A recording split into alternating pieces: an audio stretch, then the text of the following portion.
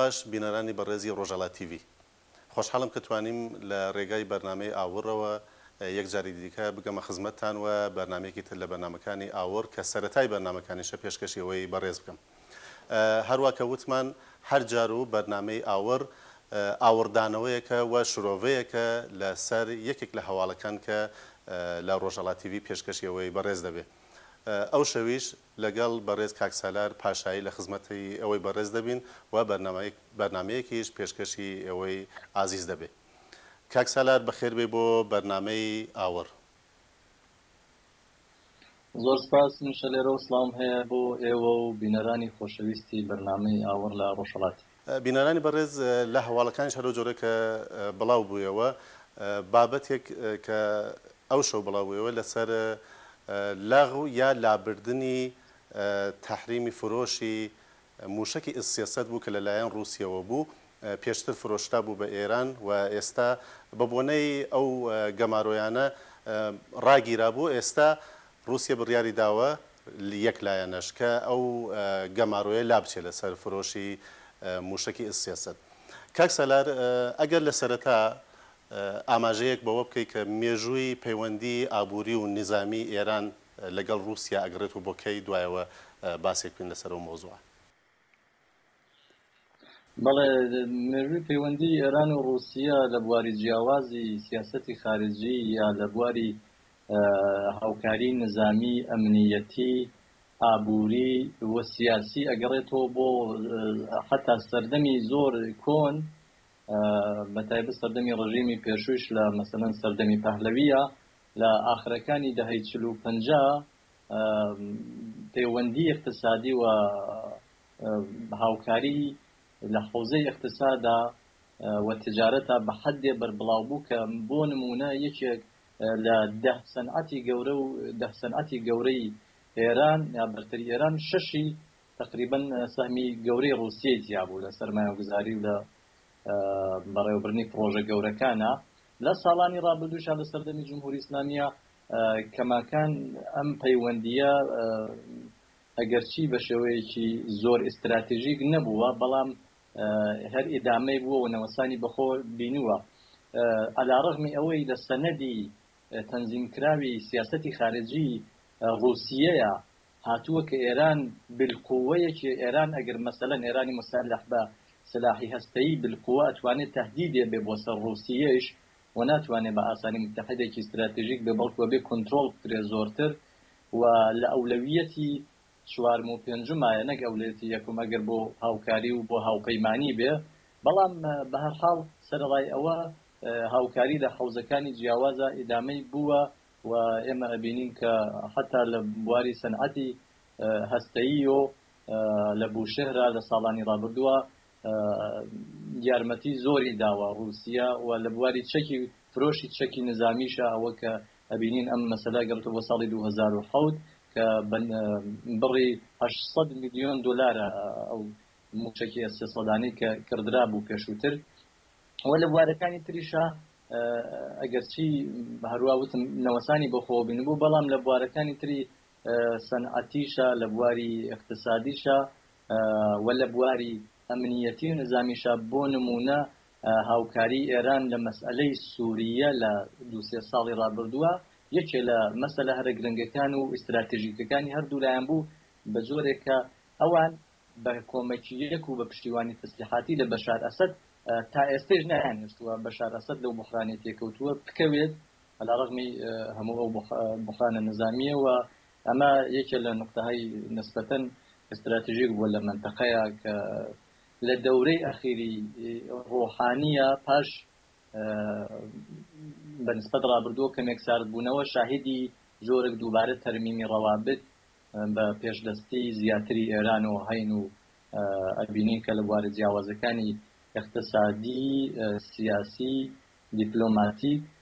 و نظامی خەریکە ئەم ڕەوابطە پەراسێنە ئەمەش نمونەی شاید تا ئەخیر و تازە. کاکسەلار هەروە کە ئاگادارن ئێستا ئەو بابەتی دانیشتنی لۆزانە پێنجەدەیەک لەگەڵ ئێران کە باسییان لەسەرەوە کردووە ئەم گەمارۆیانە وردە لە دوای ئەوەی کە ڕێککەوتن نامە ئیمزا کرا واژۆ کرا دوایەوە وردە و هەنگاو بە هەنگاو ئەوەی کە لە ئەمریکاش باسییان کرد بە ئاشکرا وردە گەماڕۆکان لەسەر ئێران لا بچێت. ئایا چه ئامانجێک لە پشت ئەم بڕیارەی رووسیەیە ئامانجێکی لە پشتە یا هەر لە درێژەی ئەو تەفاهمنامە یا ئەو لێک تێگەیشتنەی لۆزانە؟ بەڵێ ئەمکانی هەیە تەنیا ئامانجێکی دیاریکرا و بە تەنیا نەپێکێ بەڵکو زۆرتر فرەچەشنتر و فرەهەدەفتر و فرە ئامانجتر بێ مەبەستی ئەم سیاسەتەی ئەخیری رووسیا و لەسەر هەمانەوە و سەرۆکەکەی پوتین کە ئیمزای کردووە ئەو مەمنوعەتە لاچێ لەسەر گواستنەوەی چەکەکان کە پێشووتر ساڵی 2007 ڕۆژرا بوو 2010 لە سەردەمی مێدوێدۆفا مەمنوع کرابوو لەژێر تەئسیری قەتعنامەی شورای ئەمنیەتی سازمانی ملل کە فرۆشی هەرجۆرە چەکێکی نظامی بە ئێران مەمنوعەکات بە لە بەرچاوگرتنی شرایەتی تازە و بە لە بەرچاوگرتنی حتا زمینەی تاریخی تەنشی و کێشەی نێوان غەرب و ئێران و غەرب و رووسیا کە ئەمەیەکێ لە نقطە مشتەرەکەکانیان و هەروەها ئەو تەحریمانەی کە بە بۆنەی مەسەلەن شەڕی ئۆکراین و لەسەر رووسیەیە لەلایەن ئوروپا و غەرب و ئەم تەحریمانیش کە کەماکان هێشتا لەسەر ئێرانە و لانەچووە دوای ئەم تەفاهمنامە یا دوای ئەم کێشانیش کە کەماکان بەردەوامە ئیمکانی هەیە احتماڵی ئەوە زۆرە کە بۆ ئەوەی فشار بۆ غەرب بێنێ رووسیا مەسەڵەن پیشانی بە یعنی کارتێکی تری خۆی ڕوو بکە و مەسەڵەن بابەتەوە هەڵ بە دووبارە زۆرتر خۆی نزیک کاتەوە بە ئێران یا وا پیشانی بدا کە کەماکان ئێران و رووسیا لە بەرێکن و ئیمکانی هاوکاری نظامی و دروستکردنی بلۆکێکی گەورەتر لە ڕۆژهەڵاتی ناوەڕاستدا بەرامبەر بە وە لە ئاسیای دوورا بەرامبەر بە غەرب هەیە و لە کێشەکانی ئوروپا ئیمکانی هەیە لەو کێشەی تەحریمانە لەسەر رووسیا و ئەو کێشانەی کە لەسەر شەڕی ئۆکراین هاتووەتە ئاراوە ئیمکانی هەیە تاسیرگوزار بەوەیکە لە هەدەفەکان بێ بە لە لایەکی تریشۆ رووسیا ئەوە ئەزانێ کە ڕەوتەکان بەرەو مەسیرێکە چێت کە بە تەدریج احتمالی ئەوە زۆرە بە لە بەرچاوکردنی و تەفاهمنامەشتا پرۆژەی تەحریمەکان یا تەحریمە بە بڵاوەکانی ئوروپا و ئەمریکا و شورای ئەمنیەتی سازمانی ملل کەمتر بێتەوە ئەم جۆرێک پێشدەستیشی کردووە لەم بابەتەوە دیارە ئەوە بە معنای ئەوە نییە کە خێرا ئەگەر دوێ کە ڕایگەیاندووە پێش تەفاهمنامە نەهەییەکەی لۆزان ینی پێش ئەوەی کە لە سێمانگی داهاتووە قەرار وایە جزئیاتەکەشی تەفاهمنامەیەکی جامع بە ئەنجام بگات ئەم چەکانە گواستێتەوە بۆ ئێران بەحاڵ رووسیا خەریکی کایەیەکە و ئەوێ لەم کایە کارتی زۆرتر ڕووکە ئەمکانی ئەم هەدەفانە مەجموعەن بپێچێت و دیارە تاسیریشی ئەبێت پێما بێ زۆرتر گەڕێتەوە بەم دەلانەی کە بە کورتی سەلەر ئەگەر تۆزێ بگەڕێنەوە بۆ ماوەیەک پێشتر ینی نزیک بە 1.5 ساڵ پێش ئێستا لە مانگی 6 ساڵی 1992 هەتاوی رووسیا ڕایگەیاند هەر لەسەر باسی ئەم موشەکانە بۆ ڕایگەیاند کە ئەم موشەکانە ئەوراقین و لە ڕەدە خارج بوون بە ئەستڵاح هەڵێن و بەکار نایەن چۆنە کە ئێستا خەریکە ئەم مۆزوعە زیندووە کاتەوە ئایا پەیوەندی هەر بە شتەوە هەیە کە تۆ ئەڵێی خەریکە کایەک بکە شتێکە بەکار نایەت ئێستایتر لە دنیای نظامیە لەوانەیە بەکار نێت چۆنە خەریکەی فرۆشت و ئاوەها خەریکە مانۆڕی سیاسی لەسەردات؟ بەڵێ وەڵاهی من نازانم چەنەگە ئەو قسە میکانی هەیە جەنبەی تەبلیغاتی بێڕوو بە دەرەوە بەڵام خۆ دیارە کارێکی کارشناسیە کارشناسانی نظامی ئەوەی تایسە درکاوە لەسەر ئەو موشەکی سەدانە جۆرێکی تر قساکەن ئەڵەن کە کاربردی دفاعیەکەی بەرامبەر بە هەر جۆرە حەملەیەکی موشەکی هەمزەمان مەسەلەن لە 30 کیلومتری ئاسمانەوە هەمزەمان زیاتر لە 100 هەدەف ئەتوانێ جواب باتەوە دیارە سیستمێکی دفاعی بەهێزە سیستمێکی دفاعی لە ڕەدە خارج نییە و رووسیش بە عنوانی طبعا دووەمین قدرەتی نظامی دنیا و نۆهەمین قدرەتی اقتصادی لە دنیاە لەو قدرەتە نظامیە و لەو ئیمکاناتە نظامیە بەرخۆدارە کە لەوە پیشرەفتە تریشی ببێ بۆ نمونە S400 قرار وایە مەسەلەن جایگوزین بێ ئەم قسەیش هەیە کراوە یا ئێران داوای کردووە کە مەسەلەن چەکی تریشی پێ بفرۆشێ لەوانە S400 کە پیشرەفتەترە لە سیستمی دفاعی موشکیە و لە ڕاستیدا شاید هەدەفی ئەسلی ئێرانیش بۆ پاراستنی ناوەندە وەسایتە هەستەییەکانی بێ وەکو فەردوو وەکو نازام عراق وەکو نەتەنز ئەوانە بێ کە لە حاڵی حاضرە هەمیشە دەنگ و باسی حەملەی لە پڕی ئیسرائیل بۆ سەر بۆمبارانکردنی شوێنە ئەتۆمیەکانی ئێران لە ئارادایە بۆیە لە بەرچاوگرتنی ئەمە لەم معادڵاتی منتەقەیە بێگومان ئەمە تەئسیری ئەبێ بۆیە خارج لەم تەبلیغاتی کە چەنێ ئەم چەکانە بەپێی ئەم قسەی کە کراوە کاربردی هەیە یانە من پێم وابێ ئیطلاعاتی زۆرتر لەم بارەوە دەرکاوە کە توانێت گواستنەوەی ئەم جۆرە چەکانە و فرۆشتنی ئەم جۆرە چەکانە موقعیەتی نظامی ئێران و موقعیەتی دفاعی لە منتەقەکە قەویترکە و بەپێچەوانەی قسەکانی دوێکەی بۆ نمونە وەزیری دفاعی ئێران کاڵێ ئێران بە شوێن سیاسەتێکی سوبات ئافرینەوە لە منتەقە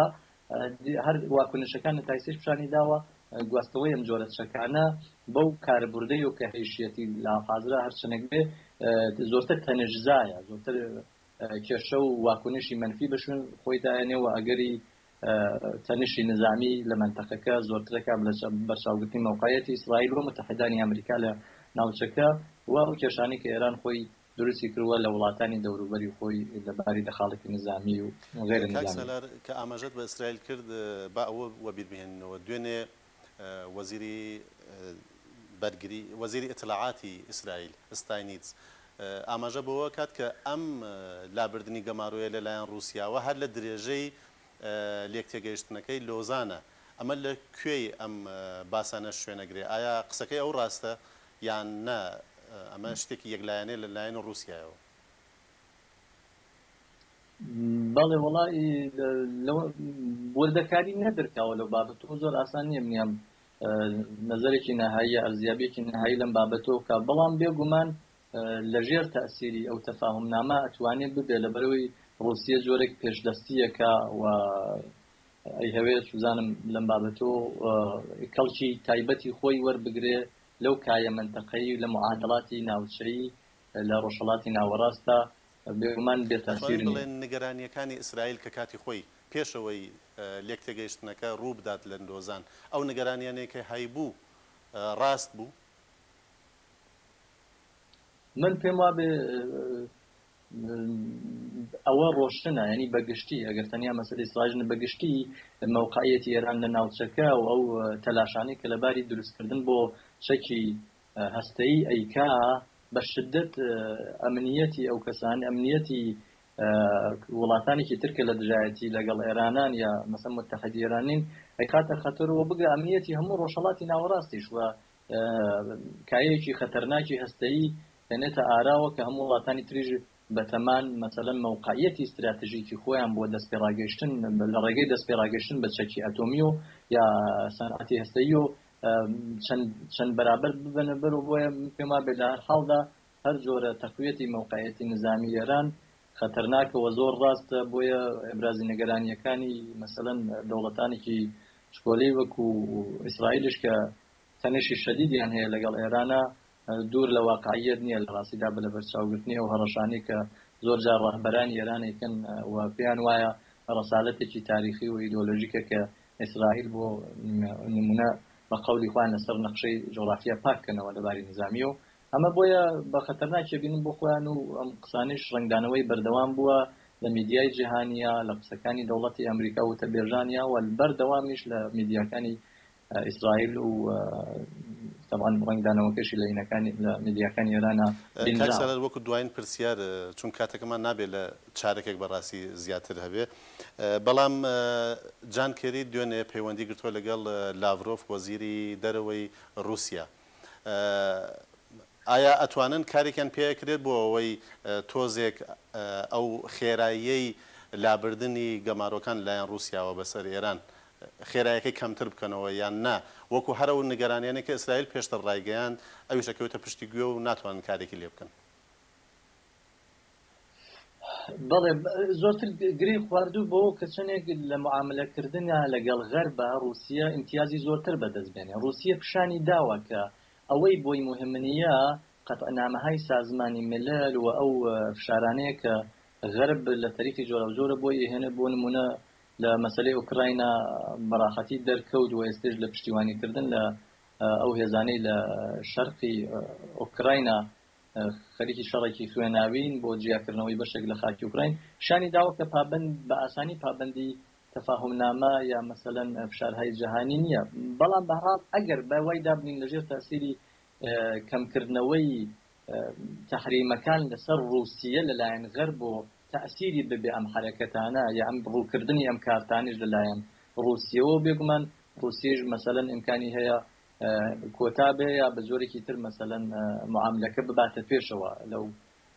معادڵاتەی هەوڵەدا بازیگەرێکی ئەکتیو بێ بابزانین ئەگەر وابێ تەوان ئێران دووبارە